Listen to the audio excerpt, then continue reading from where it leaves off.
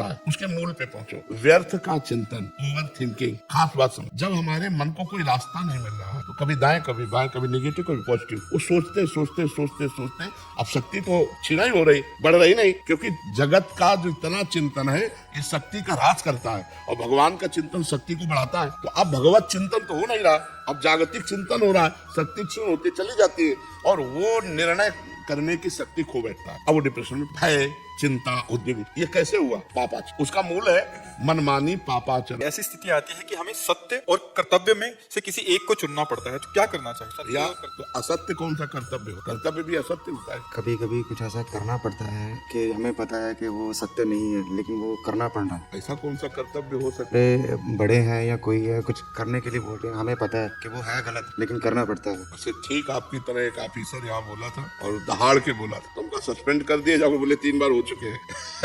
कह रहा था कि अब चाहे कुछ हो जाए मैं जिसे असत्य जानता हूँ नहीं करूंगा। और आपका प्रवचन जब से सुना तब से हमारी हट हुई है। और उसने कहा कि मुझे चिंता नहीं कुछ भी, मैं असत्य नहीं करूँ, जिसे असत्य जानता हूँ सस्पेंड कर दिए जाओगे। तो कहा 3 बार हो चुका हो तो भाई सब कुछ क्या निश्चित? हमारी भगवत प्राप्ति निश्चित है क्या? हमारे पाप कर्म निश्चित है क्या? प्रारब्ध 2 कर्मों से बनता है, पूर्व संचित कर्म से निकालकर शुभ और अशुभ, जो हमको सुख और दुख केवल दे सकते हैं, बस। इसके बाद हमारी बुद्धि रची गई है। अब हम बुद्धि से सुमति के मार्ग में चलते हैं या कुमति के मार्ग में चलते हैं, ये हमारा निर्णय होगा। ये नई खेती होगी हमारी। मनुष्य जो है हम कोई गधा पशु नहीं है कि केवल प्रारब्ध ही भोगने आए। नवीन कर्म करके प्रारब्ध को विध्वंस करके भगवत प्राप्ति करेंगे। समझ पा रहे हो? प्रारब्ध कोई देवता नहीं है, भगवान के दास है, अविनाशी अंश है। ये शरीर पर प्रारब्ध आता है, हमारे पे नहीं आता। बताओ ना, तो क्या परेशानी है? मुझे बस ये है कि प्रारब्ध के कारण आज का भविष्य निश्चित होगा या फिर जो लिखा हुआ है? प्रारब्ध के कारण भविष्य निश्चित नहीं होता, क्रियमाण से अब हम भविष्य बनाएंगे।